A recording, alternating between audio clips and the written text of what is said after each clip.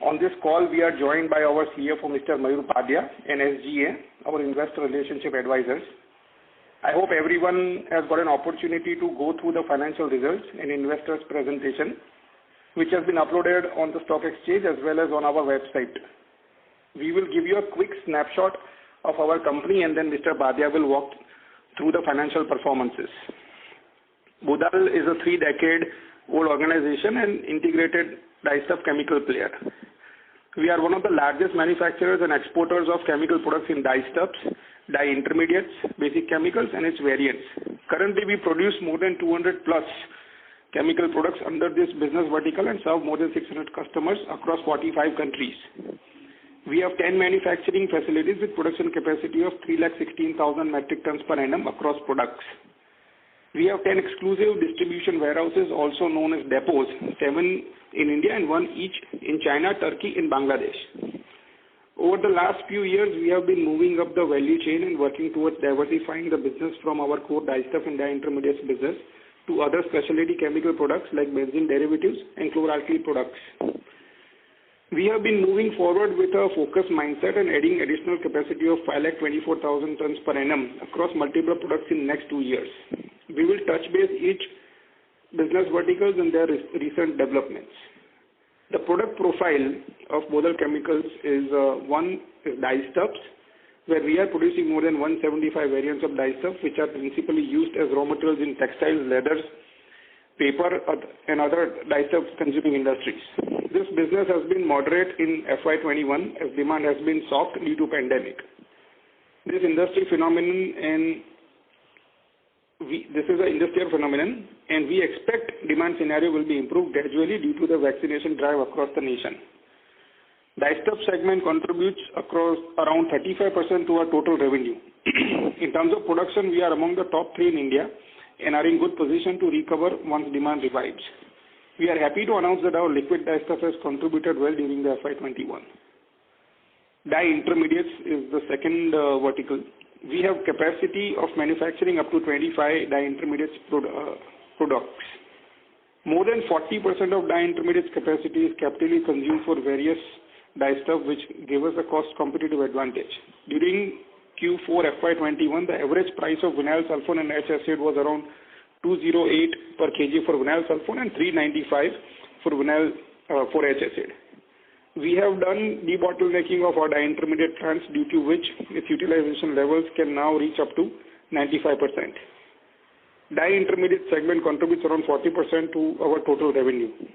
In terms of production, we are the leading player in this space in India. Additional vinyl sulfone capacity of 6,000 tons per annum is expected to commercialize in Q2 FY22 from our SPS subsidiary, which can add up to 100 to 120 crores of annual revenue.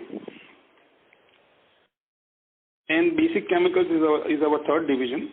We manufacture other basic chemicals like sulfuric acid, chlorosulfonic acid, oleums, beta-naphtol, acetonilide, etc.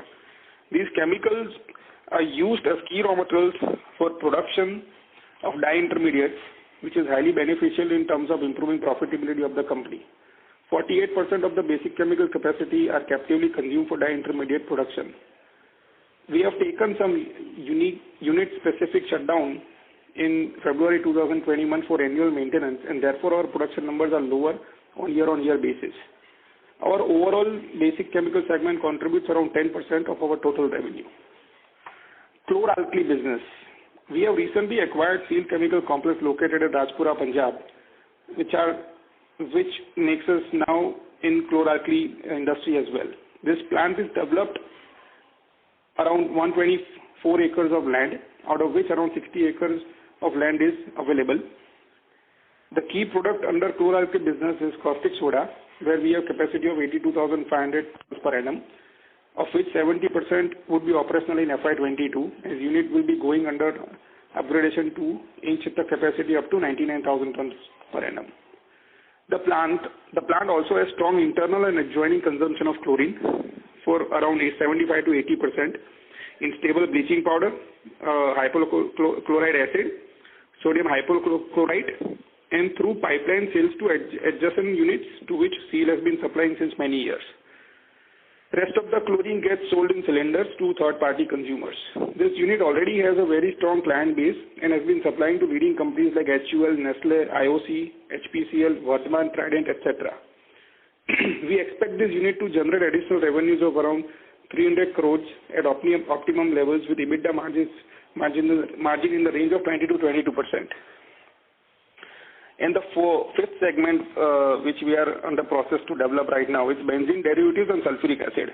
At our Saykha Greenfield project, which is close to Dahej GIDC in Gujarat, we are it is in a good progress, and we are committed to bring it on stream by Q3 FY23.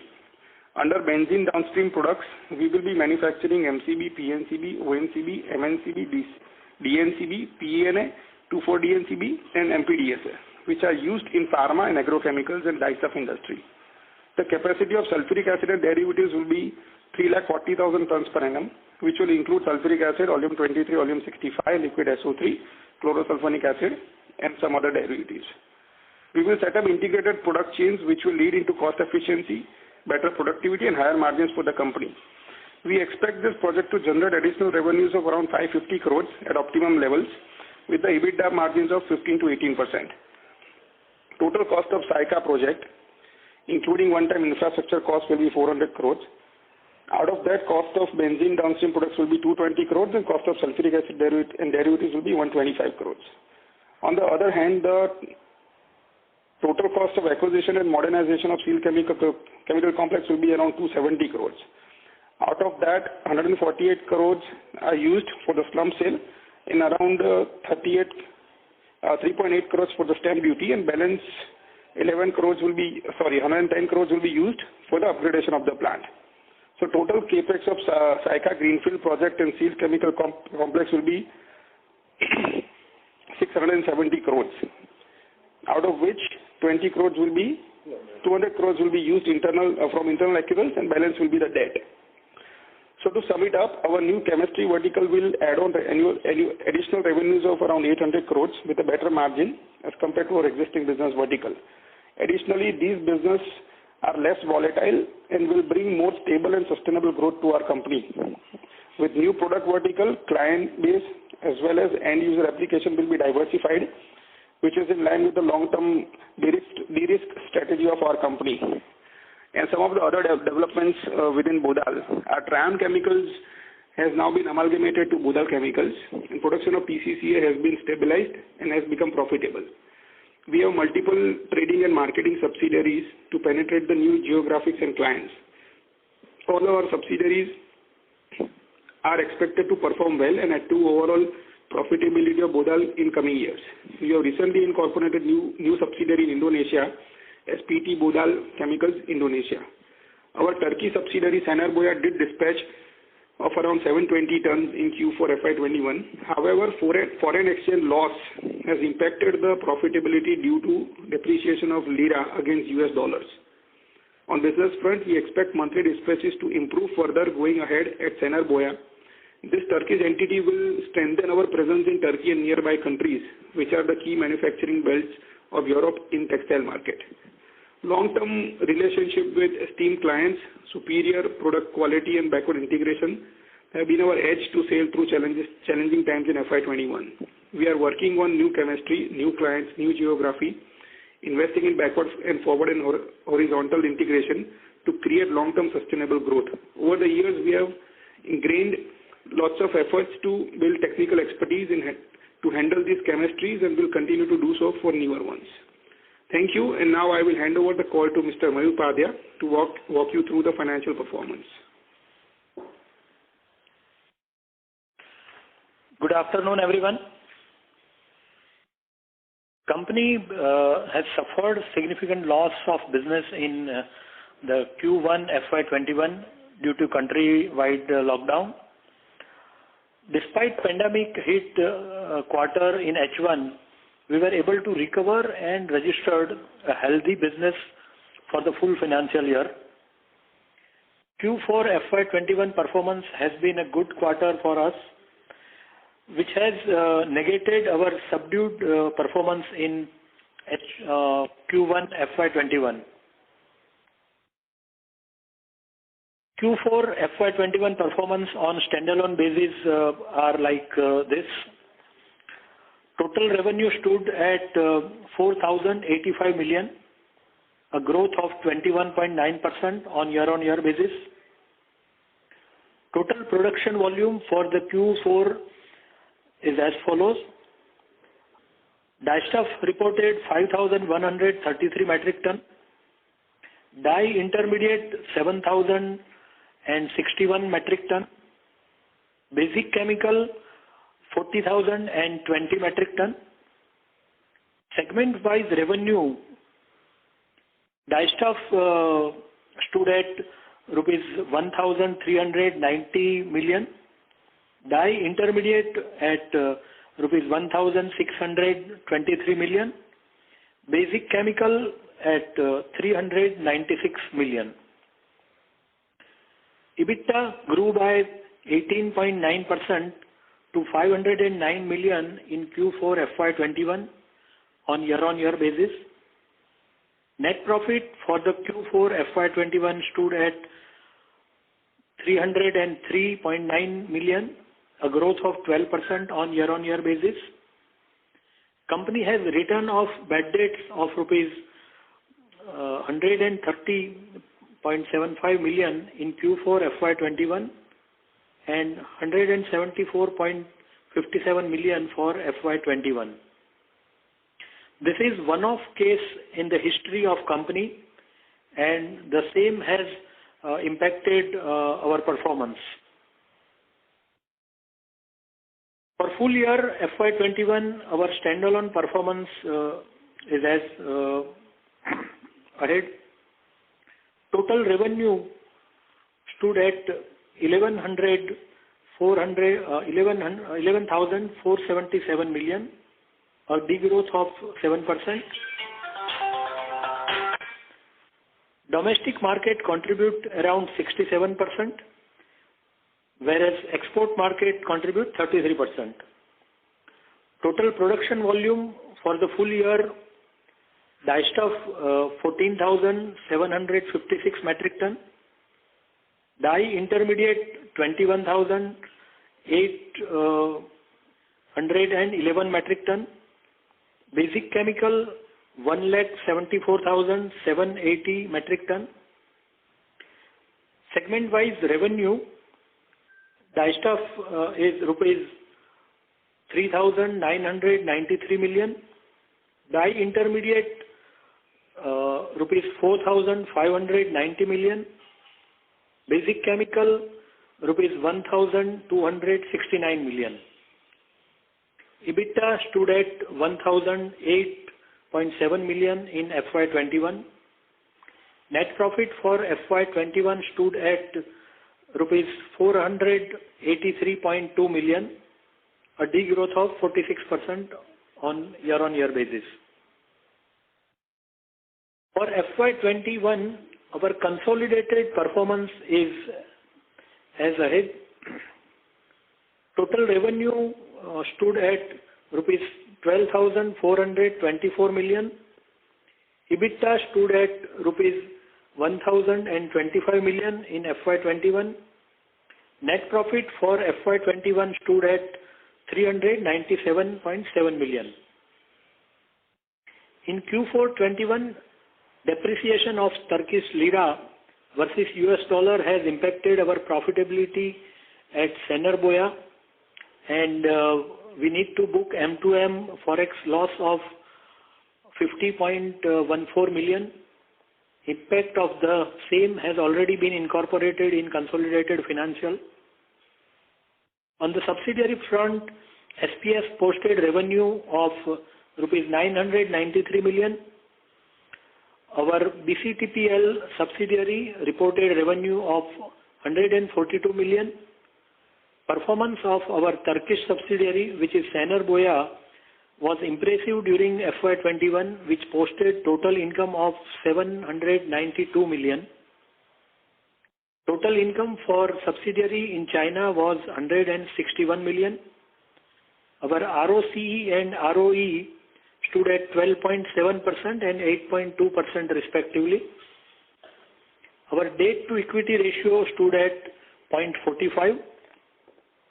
The Board of Directors has recommended final dividend at the rate of 80 paisa per equity share, that comes to 40% on the face value of rupees 2 per share for the financial year 2020-21. With this, I conclude the presentation and open the floor for the further discussion and question and answer. Thank you very much. We will now begin the question and answer session. Anyone who wishes to ask a question may press star and 1 on the touchtone telephone. If you wish to remove yourself from the question queue, you may press star and 2. Participants are requested to use handsets while asking a question. Ladies and gentlemen, we will wait for a moment while the question queue assembles.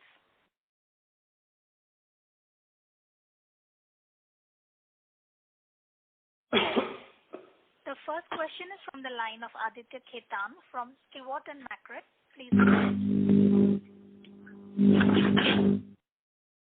Mr. Khetan, so there's a disturbance coming from your line. Hello. Now is it okay? Yes, sir. You may go ahead. Okay. So my first question, sir, on in the presentation slide page 20, so for the Greenfield Sayakha project of benzene derivative, where we have taken 65 crore as one-time additional cost. If you can highlight what is this cost we are talking about? It's a infrastructure cost we are talking about. So this is a greenfield expansion.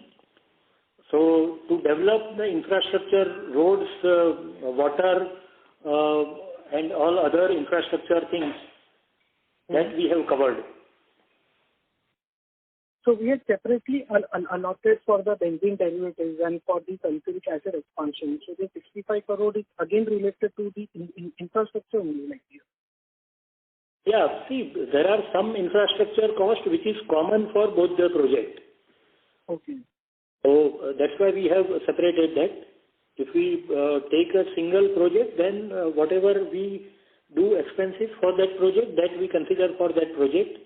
And whatever common facility, road, etc., office, etc., which is common, that we consider in infrastructure.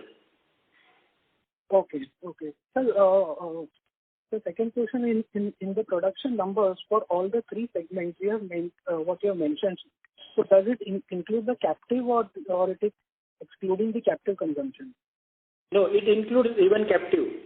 It is total production for the company. Okay. Okay. Including captive. Yes. Sir, for the SPS processor, so we are developing we have capacity of 6,000 tons.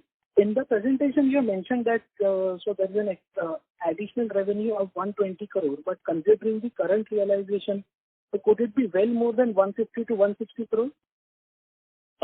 See, presently vinyl sulfone is traded at about 225 rupees.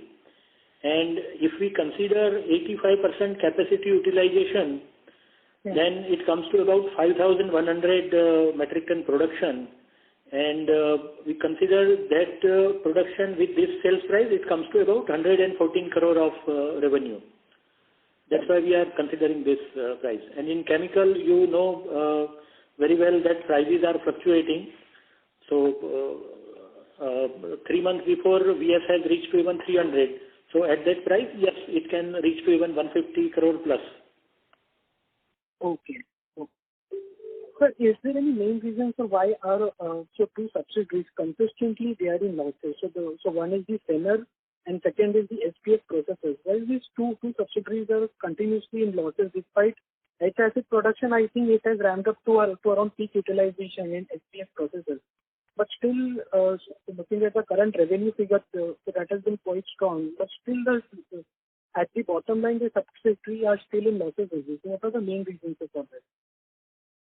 Yeah, for SPS processors, we acquired this company from earlier management 70% stake. So the earlier management were originally in textile. So when the H-acid prices were at very high level, say 1,500 rupees per kg in 2014, at that time they planned this company and building up this capacity. And they were not originally in chemical business, so they were not aware that standalone HACID plant is not that viable. To make it viable, one should have, along with HACID, vinyl sulfone plant, so that effluent of both products can be used by each other product. Okay. And by doing that, you can save significantly as far as effluent treatment cost is concerned. So at the time of taking 70% stake, we were clear to start a vinyl sulfone plant in that company. But because of several reasons, there has been a delay continuously. One of the reasons was that one of the raw material for vinyl sulfone is ethylene oxide, and it's a highly inflammable product. So we in Gujarat, we are using this product since 25 years, and several other units are also using this product. Okay. And this ethylene oxide is only produced by Reliance in Gujarat, rather in India. So this product was not being used in North India earlier. So to get the explosive department permission, to get the transportation permission, etc., took much of the time for us. And now everything is ready, and some final touching is required to be done at the plant. That's why we are confident to start that plant in next quarter. And once vinyl sulfone plant start production, then this company will definitely turn into profitable continuous basis. So this is as far as SPS is concerned. As far as Saner Boya is concerned, we acquire 80% stake in this company. And this is basically our distribution arm in Turkey as well as nearby countries. Mm-hmm. But see, after acquisition, after 6 months, COVID has started worldwide. And because of that, we couldn't perform the way we have actually planned at the time of acquisition. So once COVID effect is lower, then we will definitely perform better.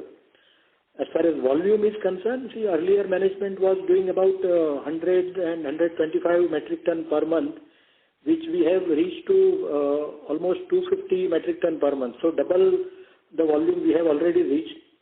But there is no stable environment worldwide. That's why it's doing losses, and last quarter's loss was mainly due to forex fluctuation. Fluctuation of lira against dollar was hectic, and that leads to loss for us. So soon, within a quarter or so, if the things stabilize world over, then that will also start making profit. Okay, sir. Okay, sir. That explains well for that. Sir, so for the upgradation of the caustic soda plant from 82,500 to 99,000, you are incurring a capex of 110 crores. Like we had acquired a slum sale plant to the tune of around 148 crores, and you are expanding by 110 crores for a 16,500 ton caustic soda plant. Isn't the capex too high, or so what am I missing? So apart from increasing the caustic soda capacity, what else are we upgrading here? So chlor-alkali basically has electrolysis as the main process where the feed of salt solution is required, and then it is processed into manufacturing caustic, chlorine and hydrogen. So this is where the heart of the entire plant is, which is called the electrolysis process. So basically that plant had 20 years old electrolyzers, which are very high, very expensive as far as the economy of the production is. So immediately what needs to be done is we need to upgrade the technology.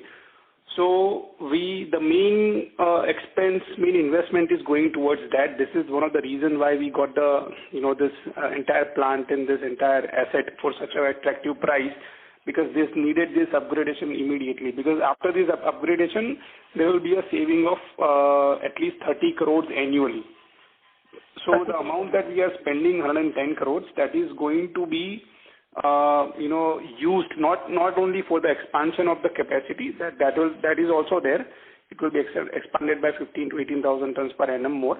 But the main the investment that we are doing is towards the upgradation of the technology. So the older technology was by INEOS, which is a British company, and now we have gone ahead with a Japanese technology supplier who works regularly in Indian market.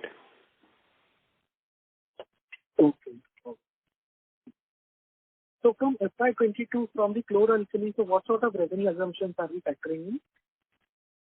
So we have already started the project activity. The technology and the supply of electrolyzers has been confirmed to the Japanese supplier, and we are targeting to complete the upgradation and the expansion process by next 12 months. So post that, we are targeting 300 crores of revenues at around 20 to 25% of EBITDA.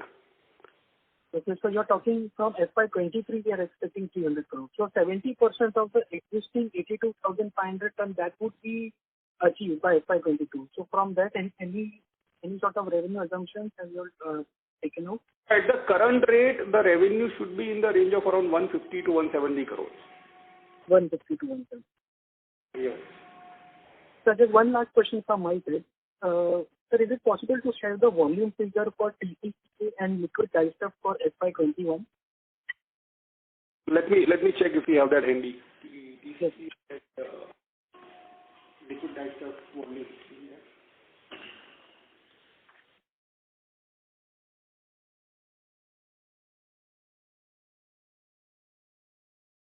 Liquid dyestuff production for the quarter was 1,292 metric ton.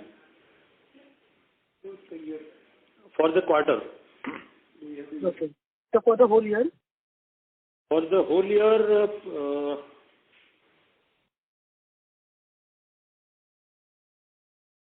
it's about 4,000. I don't have the exact number, but it's around 4,000. Okay. And the similar number could be given for the whole year for the trichloroisocyanuric acid, TCK, FY21 volume figure. Yes, that we are producing around 250 metric ton per month level since September 2020. September 2020. Okay. Yeah, since September. It has been consistent. Metric ton per month. Okay. Got it. Yes. Got it, sir. Thank you, sir. That's all from me. Thank you. Thank you. We would like to remind participants that you may press star 1 to ask a question. The next question is from the line of Saurabh Jain from Edelweiss. Please go ahead.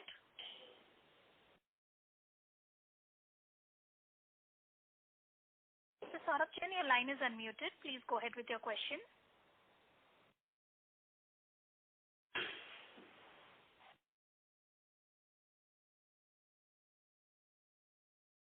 Mr. Saurabh Jain, I would request you to unmute yourself if muted from the handset.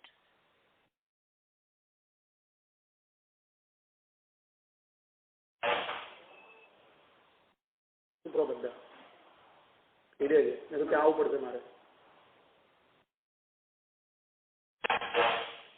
is no response from the line of the current participant.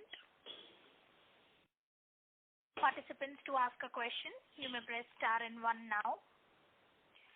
The next question is from the line of Isha Savla from Arya Securities. Please go ahead. Hello, sir. Congratulations for good set of numbers.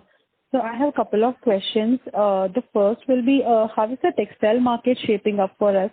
And are we receiving inquiries like pre-COVID level for our dye stuff and dye intermediate products?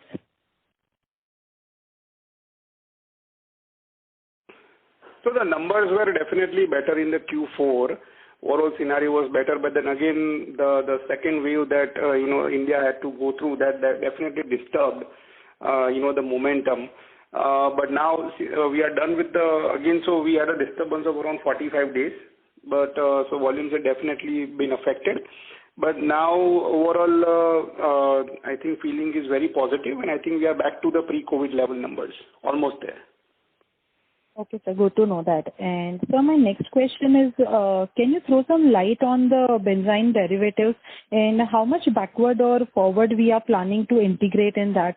And how big is the market size in India and how much of it done through import?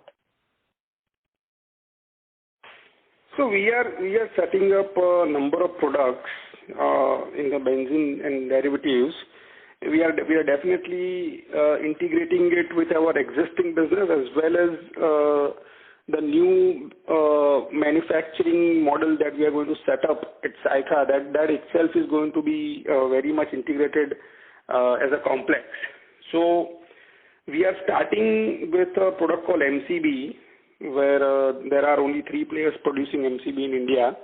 And so out of which we are going to be captively using MCB 100%, and we are going to be producing PNCB and ONCB from that, where PNCB again will be captively used around 50% to produce PNA and 2,4-DNCB. And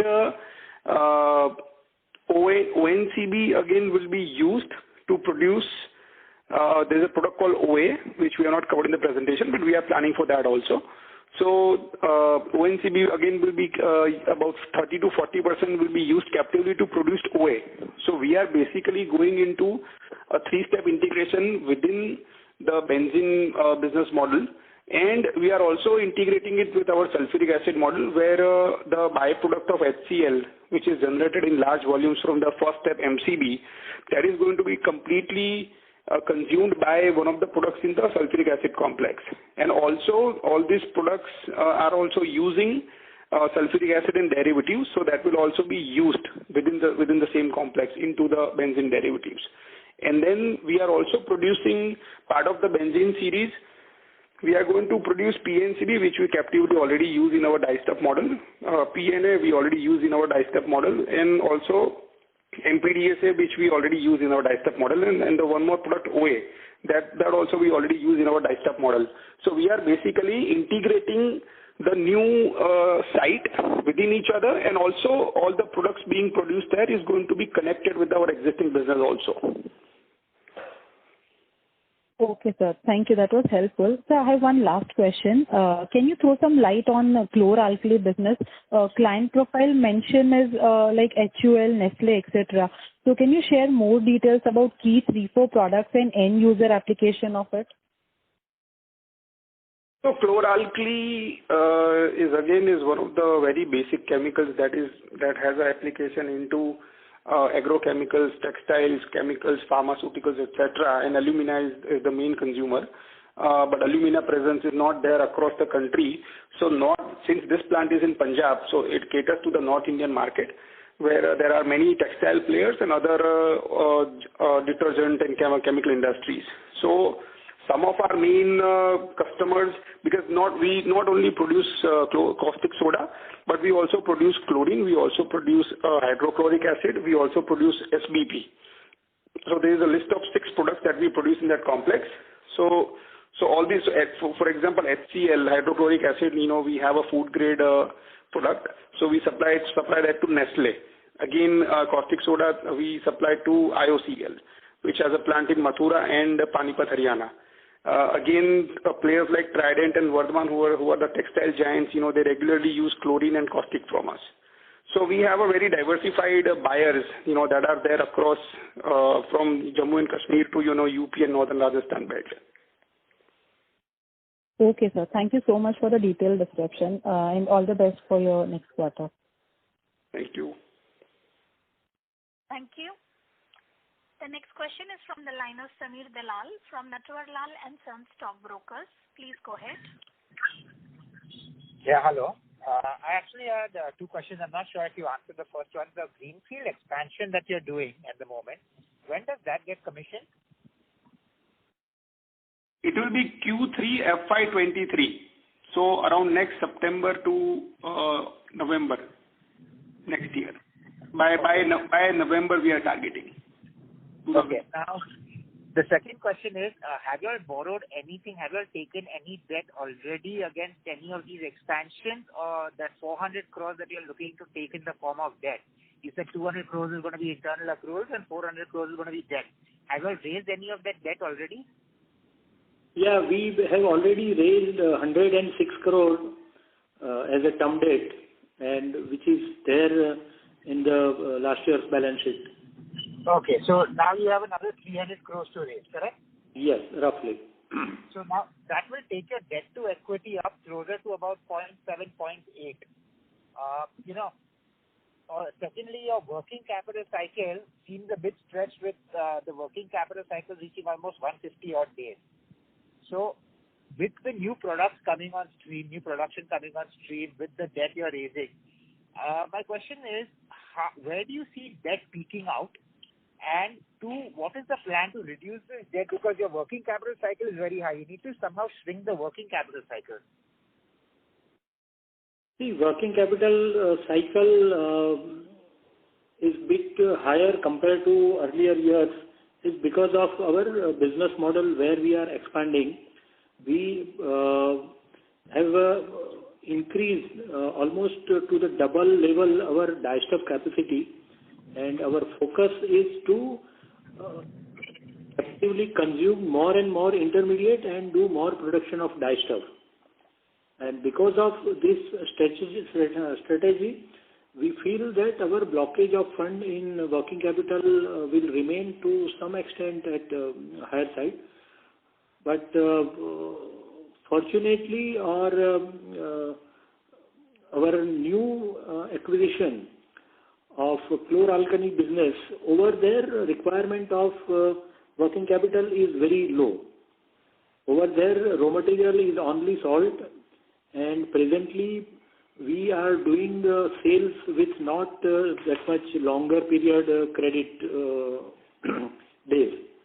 So our business will improve definitely, but our working capital blockage should not improve further in near terms. Once Saikha project will start, at that time, yes, some blockage will improve. No, but I just want to understand, when you say you cannot improve, you have about 145 days. I'm just trying to understand this. You have 145 days of working capital. So 145 days, I need to check.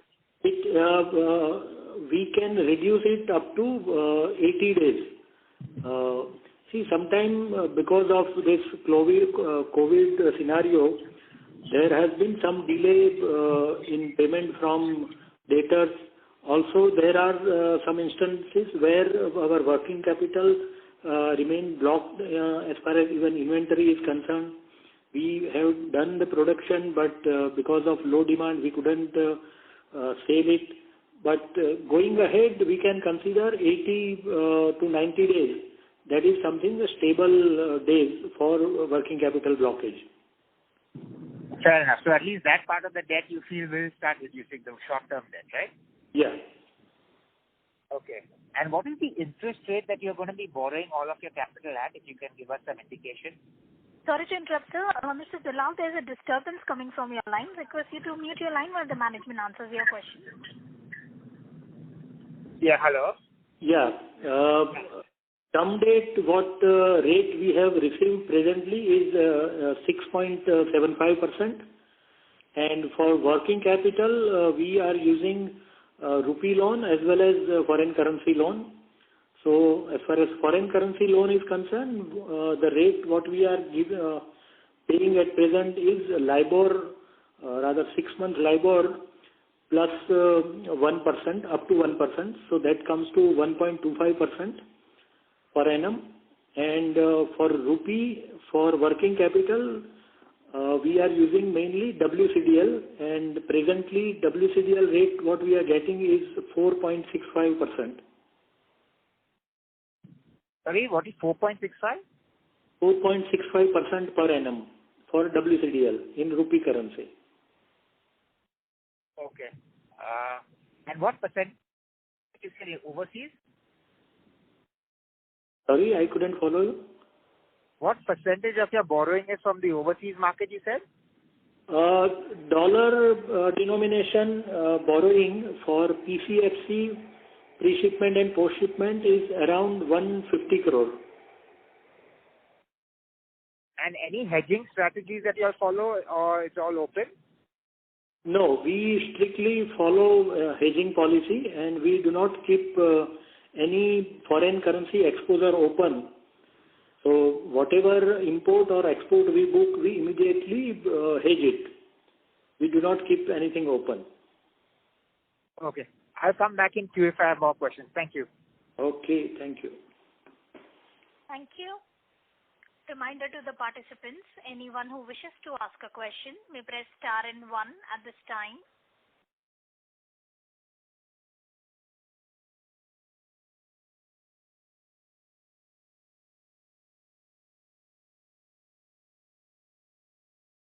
Participants, to ask a question, you may press star and 1 now.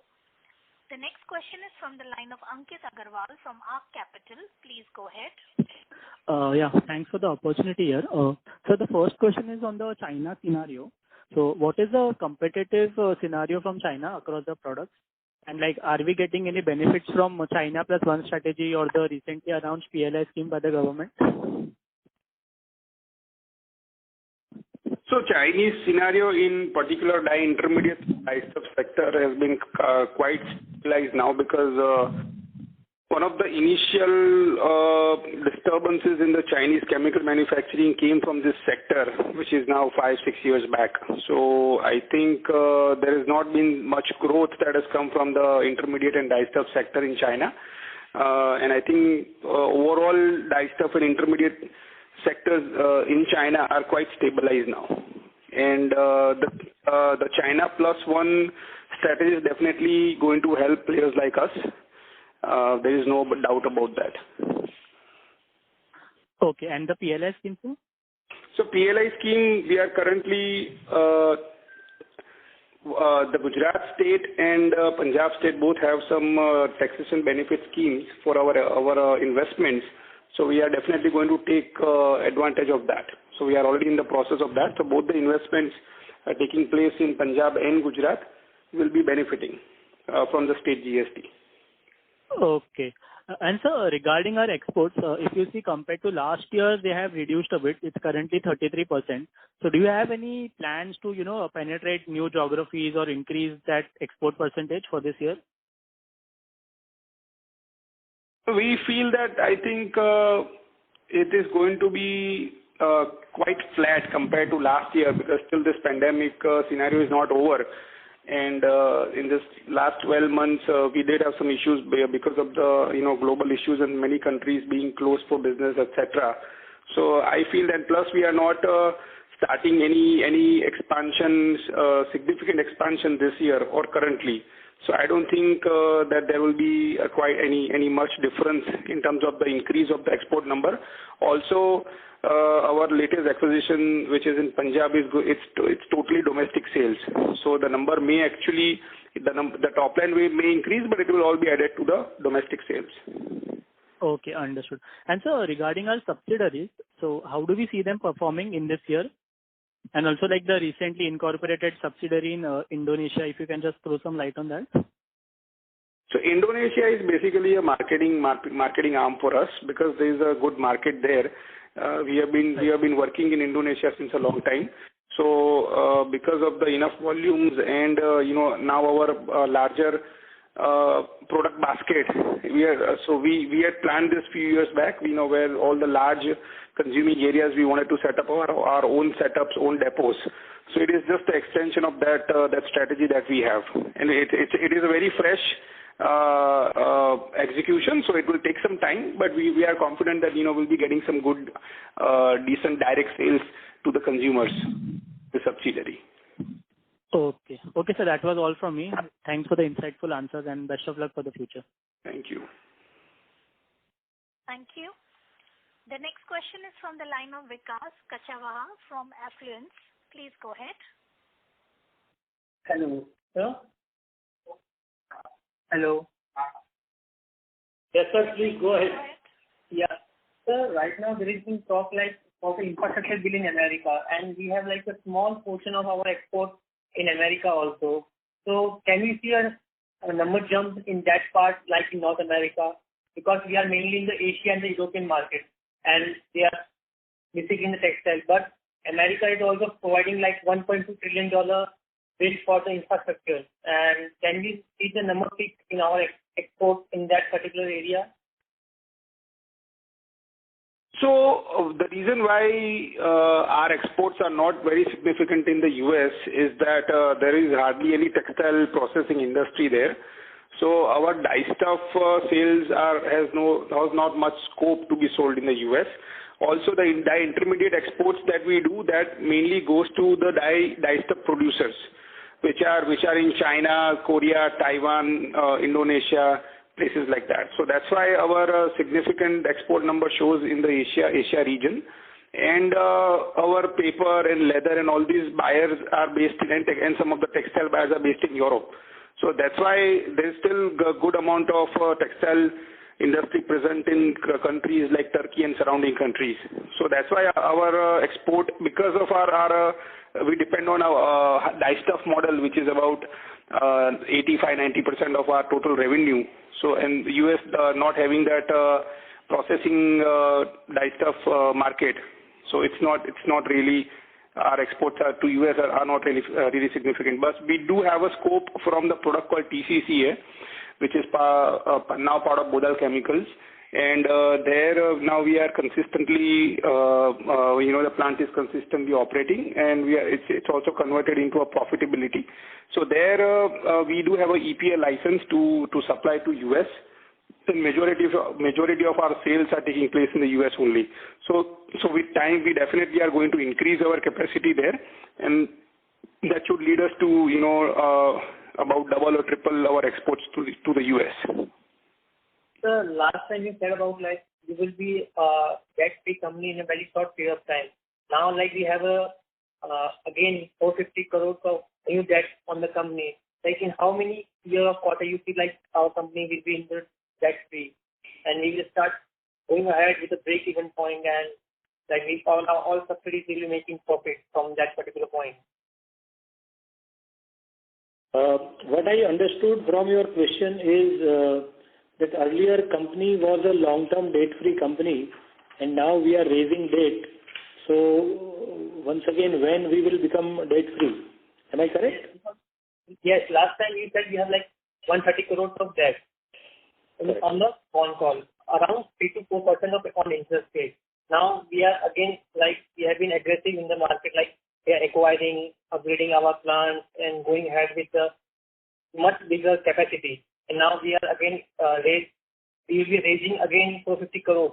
It will be shown in our balance sheet. Now, what's your tactics or like future planning to in how many years you will be seeing like all these things will get clean up? Like we will again can tell that we are in the tax-free scenario again.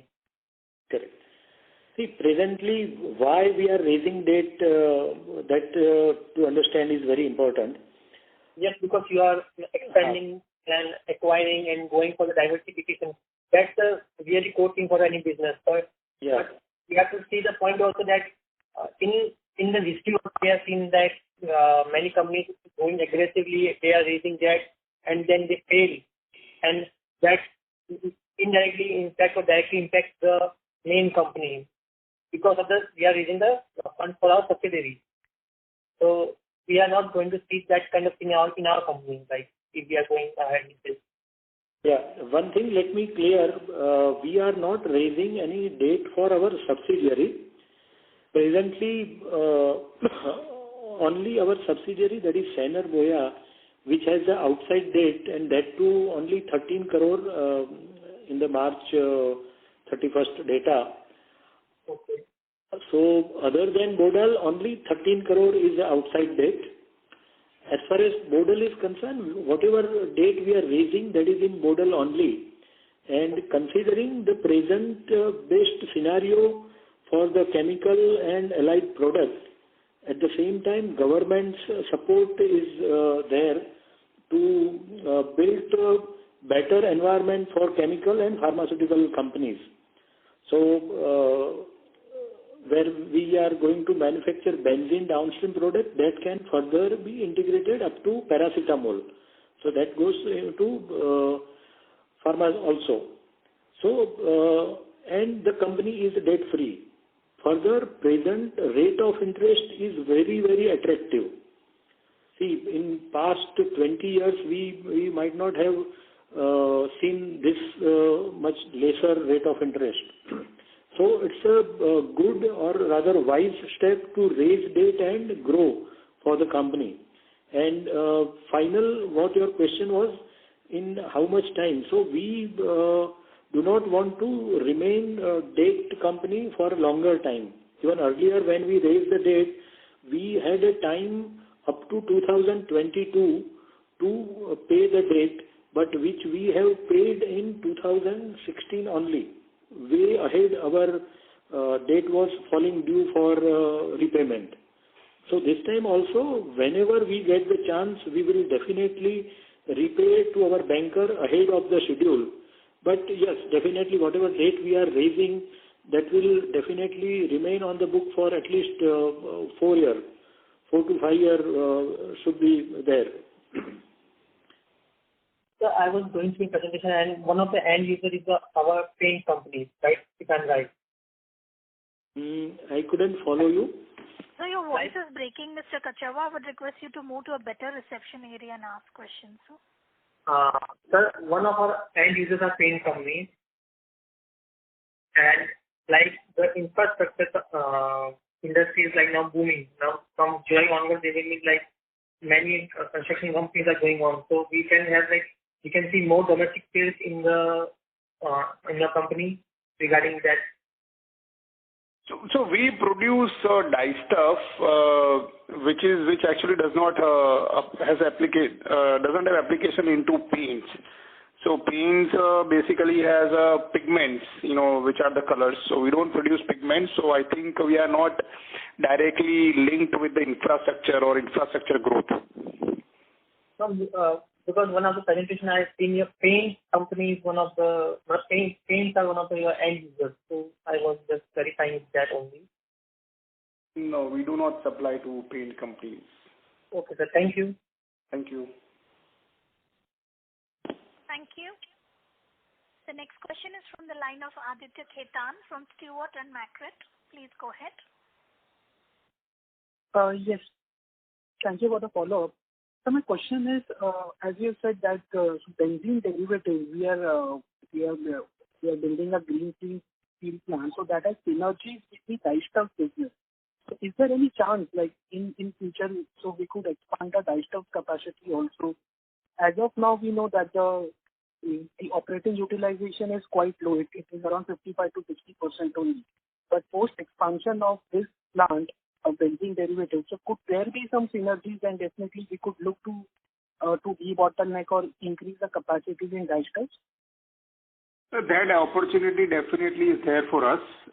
We still have some room to do brownfield expansions in our main dye stuff plant in Baroda, but we already have set up a large capacity. So we are now in the process of improving the capacity utilization. But producing this couple of raw materials at the new site will definitely give us, better environment to produce some more dye stuff. So currently, couple of the chemicals that we are going to produce at Saika, we procure that from the market. So, having our own production will definitely help. It will also add some new dyes product range. We'll be producing some more colors also now with the help of this. So both possibilities are definitely there. And so in a way we are doing a backward integration and covering more intermediates. And also it will give us more strength. And we definitely are in a place to grow our dye stuff capacity whenever needed. Okay. Sir, one last question from my side. If this has been answered previously, I had recorded some bad debt of around 13 crores. So what is this related to? Yeah, this is a data written off.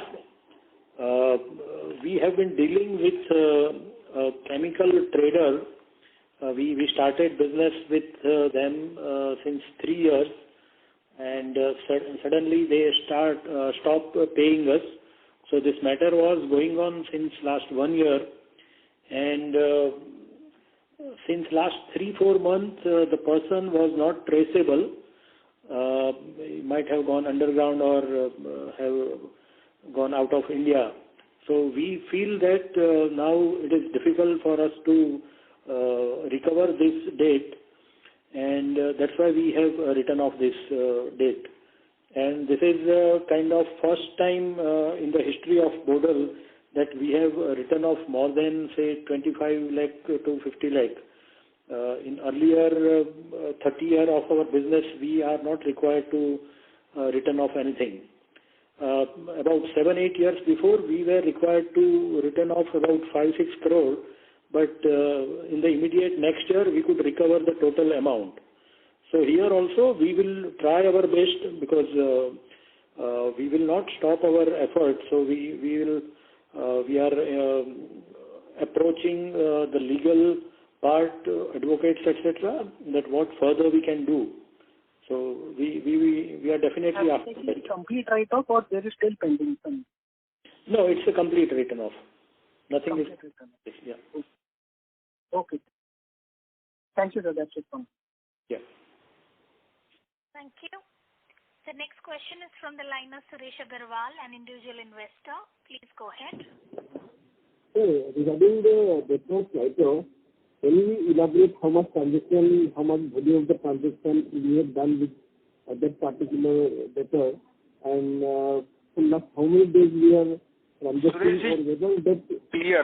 Your audio is not clear, sir. We are unable to hear you, sir. Okay. Just me. Hello? Am I audible? Yeah, now slightly better. Hello? Yes, please go ahead. So regarding the data which you have written off, like from how many years we are having business with them, and what volume of business we were doing with them, and if they are promoter related? No, we have been dealing with them since last 3 years, and it is not at all promoter related. Okay. Yeah. So how much transaction we have done yearly volume? Anything? Yeah, many transactions. It runs into more than 50-60 transactions per annum. No, like regarding the amount in a particular year, highest amount. Highest amount can be say 20-25 crore. Okay. And regarding one thing, like which our recent acquisitions, actually, is there any production going on, or still we are in the process of like new machinery, storing new machinery and all these things, new technology we are building, or we are having already any business there from since the last 2 or 3 quarters?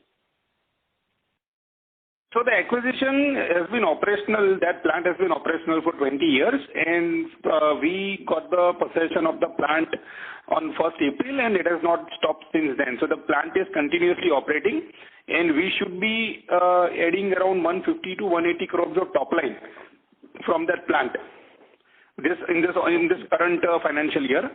And also, because of the older technology and the currently chlor-alkali prices being dull, I think this year it will not be possible to achieve the normal average chlor-alkali kind of EBITDAs. But with our upgradation completed in 12 months, and scenario should also be a little better after 12 months. I think in next financial year we should be able to generate more top line with the help of the technology and expansion, and also with a better market. So we are targeting for FY23 we should have about 9 months effect of with the new technology. So we should have about around 225 to 250 crores of top line in FY23, and we should also achieve at least about 15 to 18% of EBITDA.